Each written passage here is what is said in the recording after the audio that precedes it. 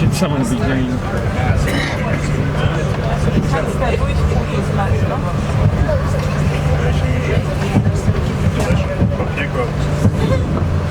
Take it out. Leave your hands good.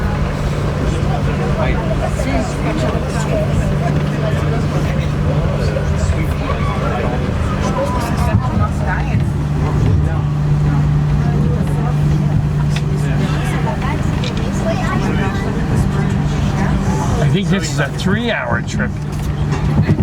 Is it a 2-hour tour or a 3-hour tour? I think it's 3. Ja, die durchgehen nur so schnell, oder?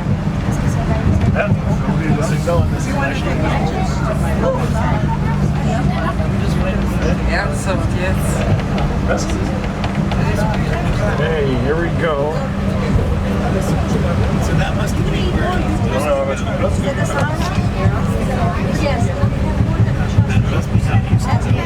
Pretty. I'm curious to see what the water's going to look like after the storm comes through. Yeah. I can't open this side. You had to do it at the same time, so I'll open it up when That one's you can like take me. jam stuck. Alright, so this bridge we're crossing over right here, this river underneath us is the Ammonoosuc River. We're going to see the source of that river in a couple of minutes. It's up at the top of the Ammonoosuc Ravine, and that'll be on the right side. I'll point it out for you. I'm Kate. I'm going to be your brake woman. And that's Phil back in the engine. He's our engineer. We're going to be taking you up the mountain today. We should be up there in right around 40 minutes. And it looks like you guys are going to get the last of the good weather today. Looks like it's going to take an ugly turn in a couple hours. So be glad you got on this train here, and I hope it doesn't come early. But there is some rain and thunderstorms on the way in a few hours here. But according to the forecast and the radar, you guys are going to be more or less all set. So hopefully it holds out for you. But last trip up was in the 50s up there, about 53 degrees. Winds in the 20s. So really not too bad of a day up there at the summit. So we are now over the bridge, so if you need to open those windows or close the windows, feel free to do so. You're also welcome to move to an empty seat if you see one you like better. I mean, you are welcome to stand up and move about the coach. If you choose to do that, I do sometimes have people like to stand in the back. There's only room for a couple people back there, but if you do go back there, just really important, don't touch the door back there, and definitely don't touch any of the levers or buttons back there. Those are really important. You don't want to mess anything up. So as we do get moving up the mountain here, we are going to go over some steeper grades. So just be aware of that. Definitely don't put your expensive cameras on the floor. And you want to hang on to your personal items so they don't go rolling back to the back of the coach. Other than that, you are free to kind of move about, stand up, sit down. You guys can come all the way up to the doorway here to take pictures or ask questions.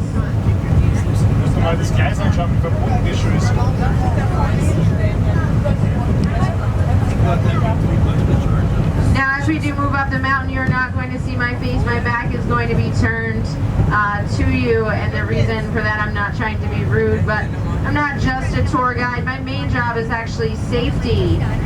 So as we travel up the mountain here, I'm looking out at the tracks ahead, just keeping my eyes open for anything unusual that I need to maybe alert Phil about. He does have a limited line of sight back there in the engine, so I'm his eyes out here on the platform.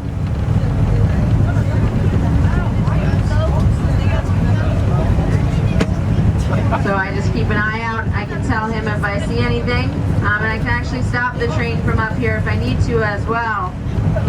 So looking up ahead, that hill in front of us is Cold Spring Hill. The steepest section, second steepest section. Oh wow, guys, look on the right side. There's a moose over here. I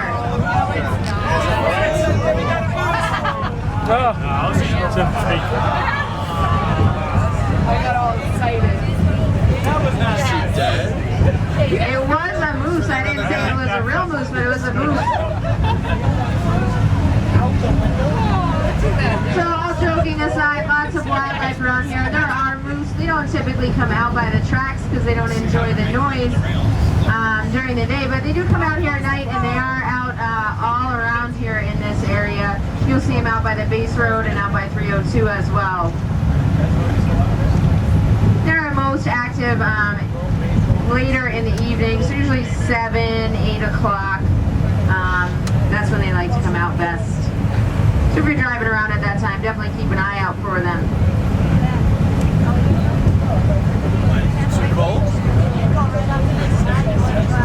So as I was saying, that hill rising up in front of us is Cold Spring Hill. It's our second steepest section of track that we're going to ride on. The grade there is roughly 35%. That's the number everybody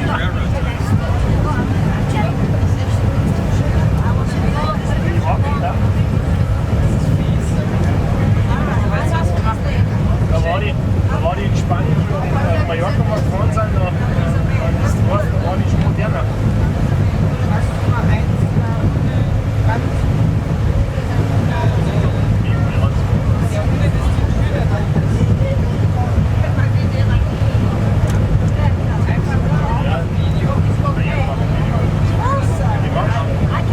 So I did mention the weather looks like it's going to take a bit of a turn this afternoon, but hopefully you guys get me back down by the base area by the time that happens, or it'll happen on the way down while you're safely inside the coach.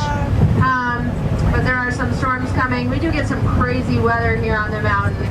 I can't explain all of it. A whole bunch of scientific things. But basically you have a bunch of different weather fronts and waves that collide at the top of the mountain, often very violently. And so if you were here not this last Saturday or the Saturday prior, they actually had snow, sleet, hail, and 70-mile-an-hour winds up at the summit. So it can get pretty creepy. Highest temperature ever recorded up at the summit, 72 degrees. Highest wind speed, 231 miles an hour. And roughly 300 days out of the year, that summit is covered in clouds. So right now, this is pretty nice weather, taking all that into consideration. Now, I tell you about our crazy weather, not really to scare you, more so because it's one of the things that makes Mount Washington really special, and it's also the reason we have this railway here today. So back in the 1800s, there was a man by the name of Sylvester Marsh.